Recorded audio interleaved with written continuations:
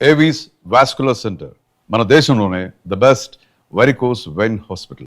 ఇంకొక చిన్న doubt sir. యాక్చువల్‌గా 'ఒక్కడు' తరువాత త్రివిక్రమ్ గారితో, మహేష్ బాబుతో కలిసి ఇంకో సినిమా మీరు చేయాలి.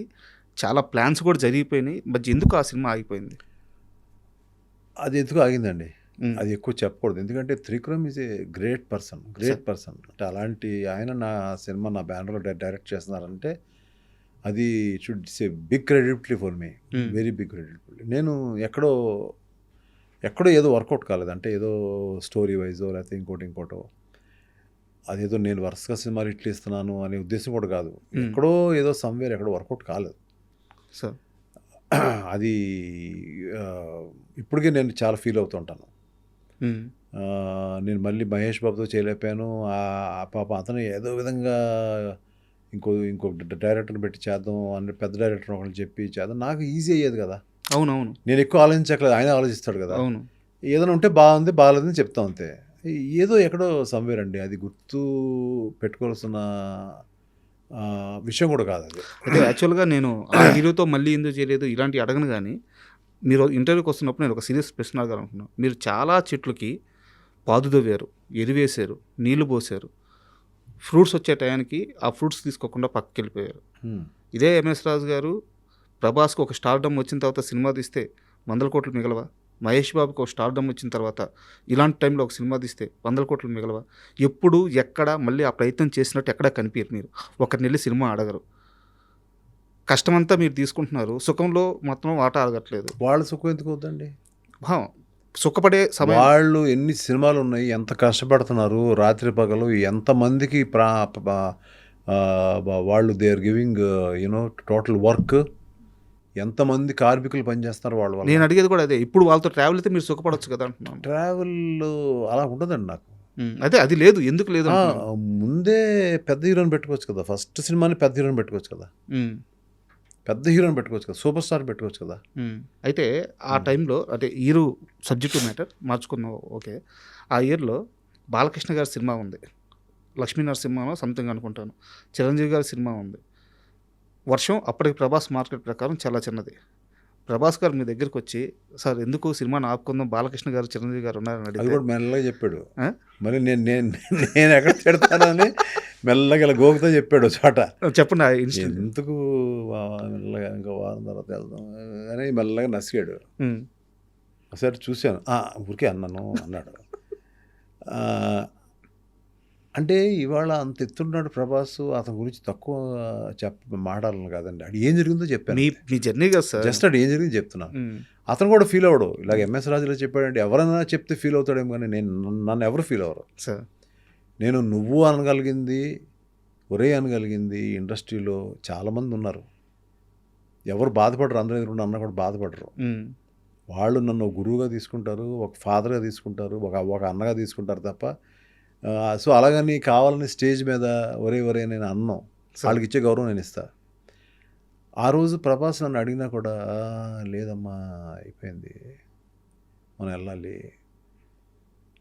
నువ్వు అప్పుడు గుర్తుందో లేదో షాపును నువ్వు కరెక్టేనా అని అడిగావు.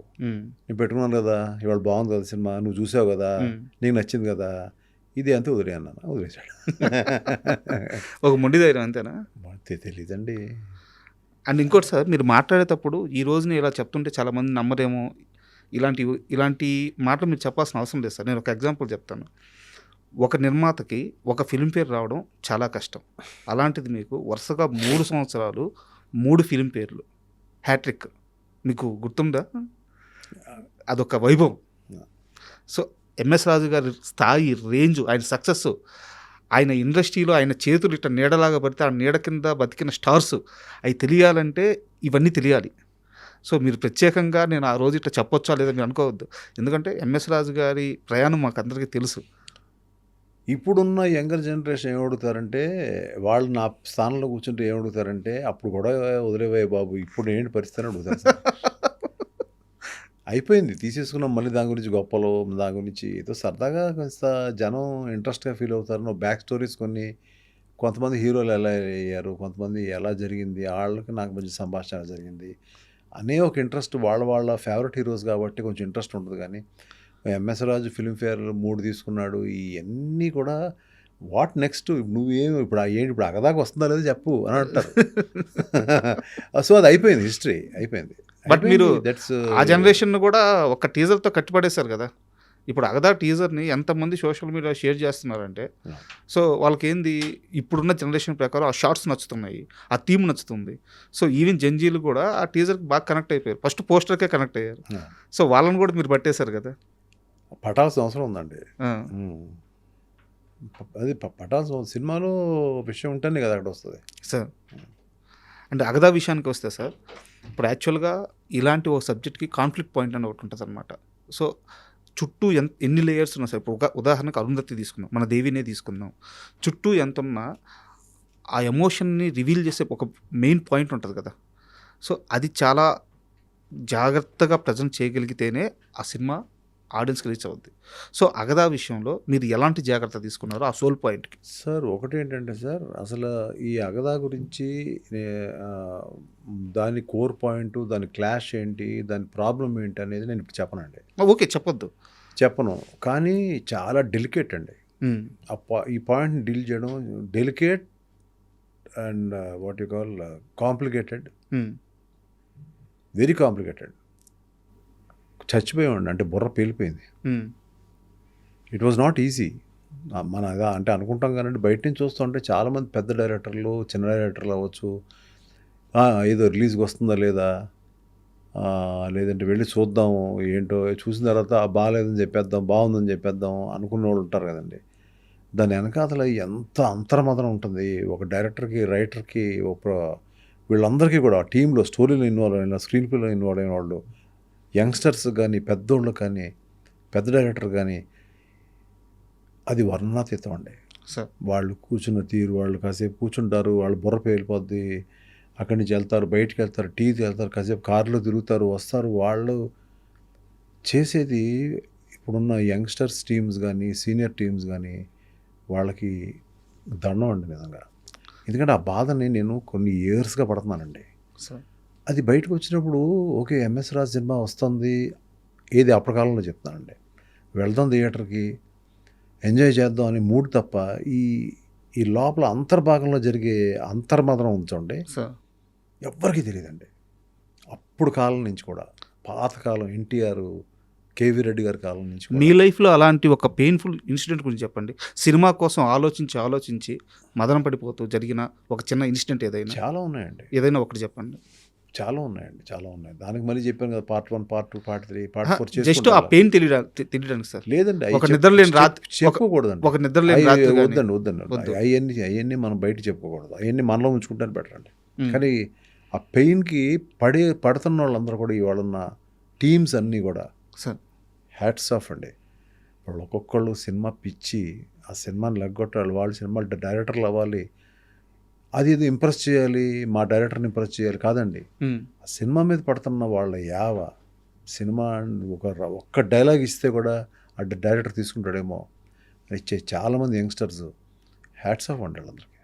సార్ యాక్చువల్గా మీ విషయానికి వస్తే నేను ఇంటర్వ్యూ ముందే అడిగాను. నాన్నగారు చిరంజీవి గారితో ఆ రోజుల్లోనే 2 సినిమాలు చేశారు. మీ ఫ్యామిలీ, చిరంజీవి గారి ఫ్యామిలీ చాలా క్లోజ్, మంచి రిలేషన్ ఉంది. అయితే మీరు ఎప్పుడు ఆయనతో ఒక పెద్ద మూవీ ప్లాన్ చేయాలి, ఇలాంటి ఆలోచన ఎందుకు చేయాలి? అది అంటే అనుకున్నామండి, ఆయనే ఒక బర్త్డే రోజు, పార్టీ రోజుని అన్నారు, మనం ఒక మంచి ప్లాన్ చేద్దామమ్మా అన్నారు. తర్వాత అదేదో కథ దొరకలేదు మాకు.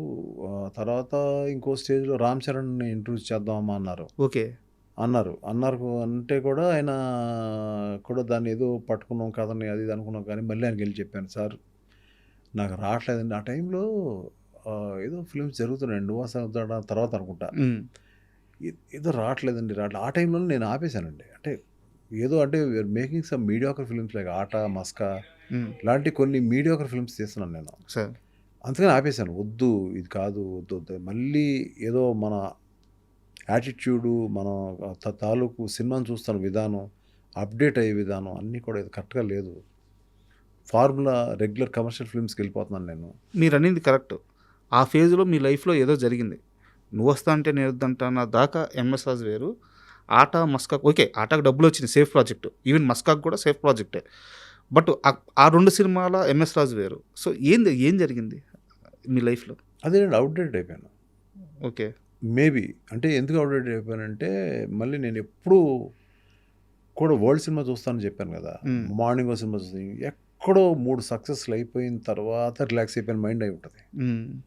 నేను కష్టపడతాను కానీ వర్కౌట్ అవ్వట్లే. అంటే ఏదన్నా ఏదో పాత కథలు ఇస్తున్నాను నేను మళ్ళీ. అంటే సరే. నేను ఎక్కువ అంతకుముందు చేసినంత రీసెర్చ్ చేయట్లేదు అని ఎందుకో దాన్ని అక్కడ ఆపేశాను. తర్వాత మా అబ్బాయి కెరీరు